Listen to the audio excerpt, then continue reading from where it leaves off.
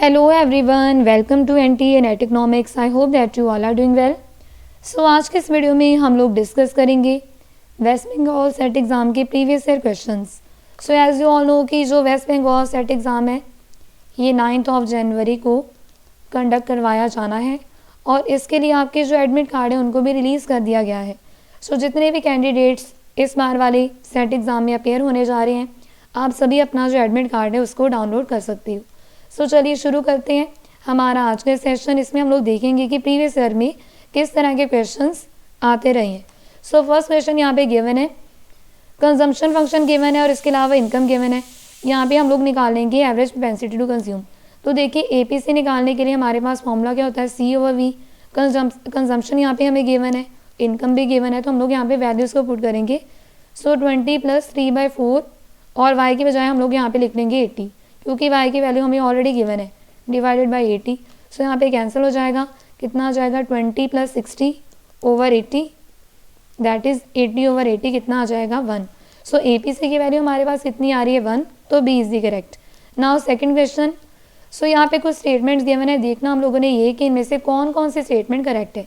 सबसे पहली स्टेटमेंट ये कि एब्सोल्यूट इनकम हाइपोथेसिस जो है वो केन्स ने दिया है. सो बिल्कुल 1936 में एब्सोल्यूट इनकम हाइपोथेसिस केन्स ने दिया जिसमें उन्होंने बोला है कि हमारी जो कंजम्पशन है, हमारी जो करंट कंजम्पशन है, हमारी करंट एब्सोल्यूट इनकम के ऊपर डिपेंड करेगी.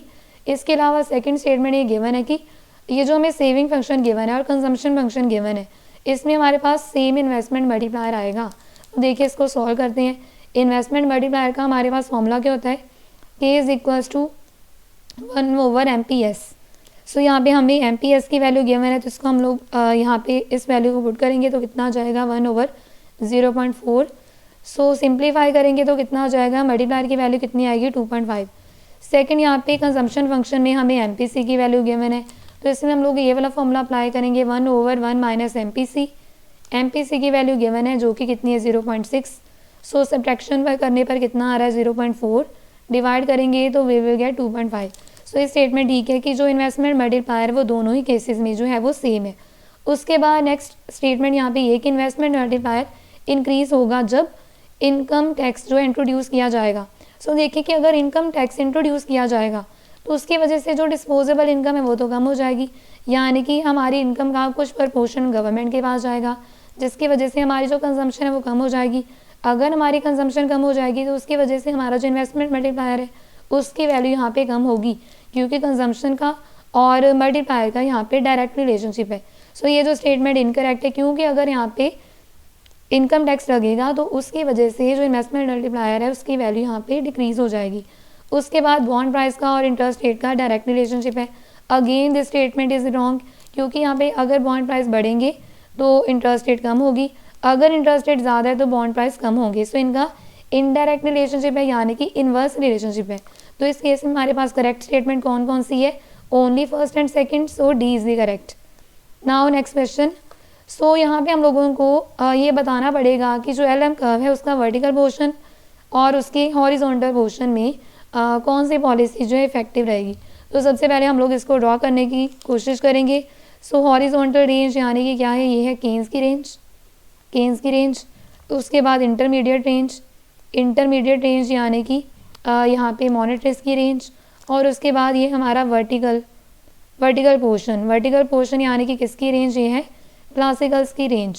सो देखिए कि पूछा ये गया है कि कौन से केस में फिस्कल पॉलिसी इफेक्टिव होगी और कौन से केस में मॉनेटरी पॉलिसी इफेक्टिव होगी. तो देखिए कि आपको तो हमें तो पता ही है सभी को कि केन्स ने हमेशा हम यहाँ पे जो क्लासिकल इकोनॉमिस्ट हैं उन्होंने यहाँ पे ये बोला है कि गवर्नमेंट इंटरवेंशन नहीं होनी चाहिए, यानी कि सरकार दखल अंदाजी नहीं करेगी बिल्कुल भी इकोनॉमिक सिस्टम में. जो भी होगा डिमांड एंड सप्लाई की फोर्सेस जो डिसाइड करेंगे कि प्राइस कितने होंगे.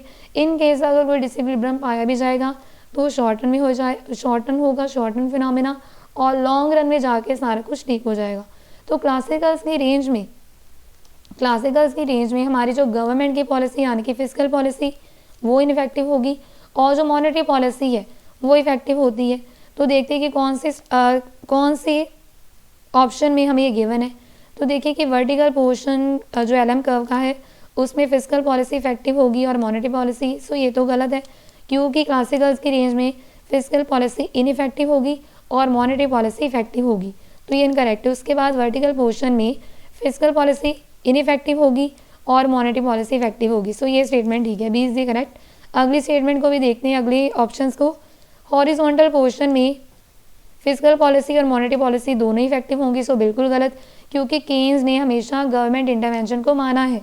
उनके अनुसार जो सरकार है इसको दखल अंदाजी करनी चाहिए इकोनॉमिक सिस्टम में, तो केन्स के रेंज में फिजिकल पॉलिसी इफेक्टिव होगी और मॉनेटरी पॉलिसी जो है वो इनइफेक्टिव हो जाएगी।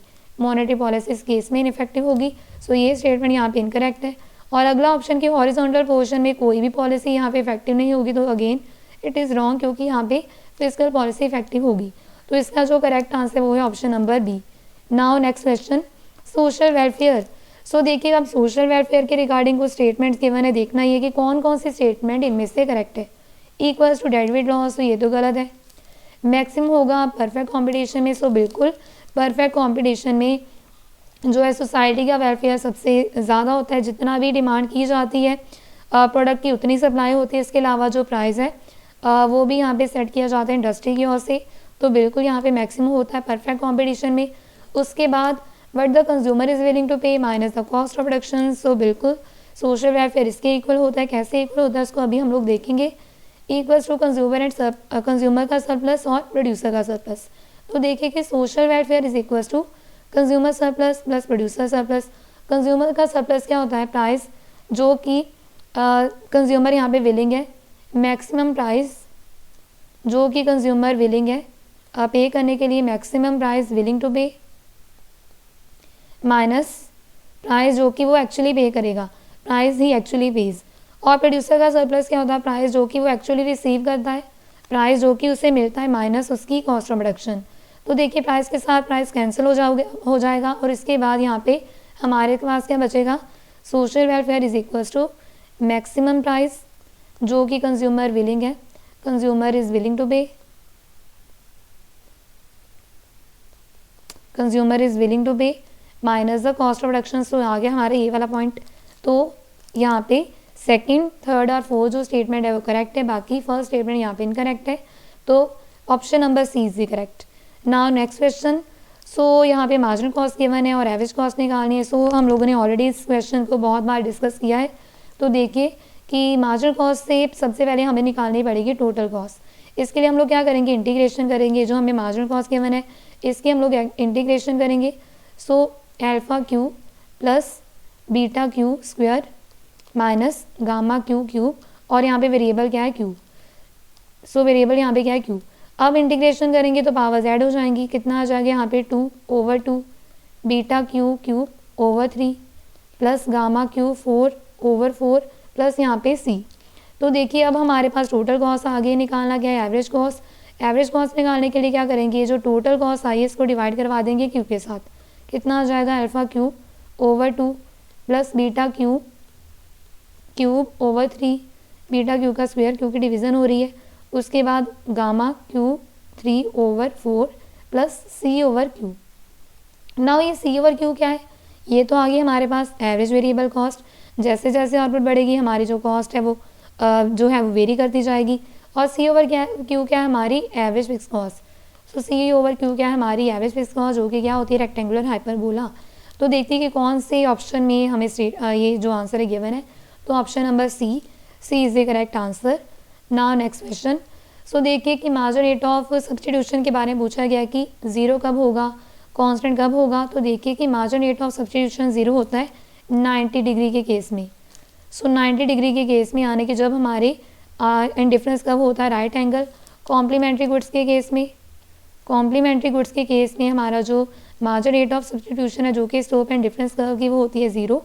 Marginal rate of substitution constant तो होगी बट ज़ीरो नहीं होगी। तो ये कौन सा केस है, ये है सब्स्टिट्यूट गुड्स का केस। सब्स्टिट्यूट गुड्स का केस यानी कि जिस केस में हमारा इंडिफरेंस कर्व होगा यहाँ पे स्ट्रेट लाइन। सो इंडिफरेंस कर्व यहाँ पे होगा स्ट्रेट लाइन और स्लोप क्या होगी, नेगेटिव। उसके बाद marginal rate of substitution decrease होगी। तो ये तो रहा हमारा यहाँ पे नॉर्मल इंडिफरेंस कर्व जो कि क्या होता है, कॉन्वेक्स टू दी ओरिजिन। सो ये मैच होगा सी के साथ।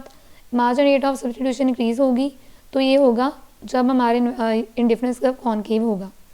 सो इस केस में हमारा जो इन डिफरेंस कर्व है वो होगा कॉनकेव, और इस केस में हमारी जो मार्जिन रेट ऑफ सब्सटीट्यूशन है वो क्या होगी, increasing, so it will match with first. So इसका जो करेक्ट मैच बनेगा वो है ए का सेकंड, ए का सेकंड आपको एक ही ऑप्शन में गिवन है, so A is the correct.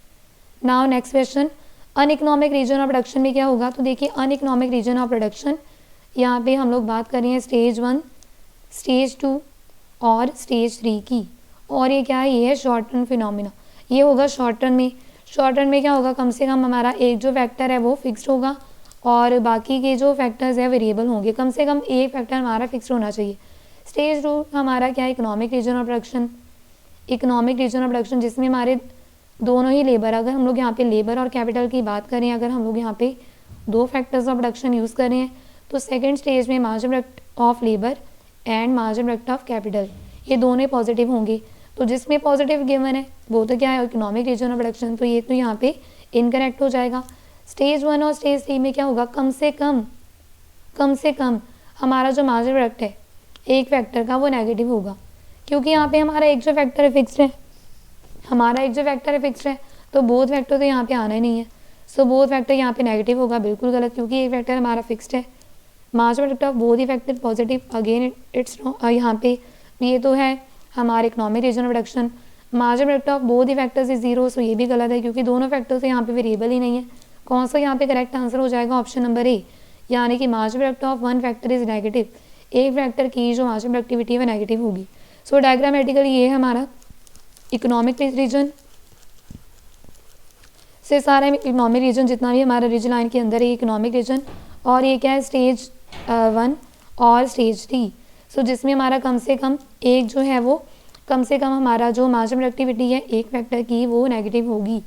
सो आज के इस क्लास में हम लोगों ने वेस्ट बंगाल सेट के बहुत सारे क्वेश्चंस को डिस्कस किया है। सो ये ऑलरेडी सेशन में कंडक्ट कर चुकी यूट्यूब के ऊपर, तो कल ही मैंने ये सेशन कंडक्ट किया था जिसमें हम लोगों ने वेस्ट बंगाल सेट एग्ज़ाम के बहुत सारे क्वेश्चंस को डिस्कस किया है।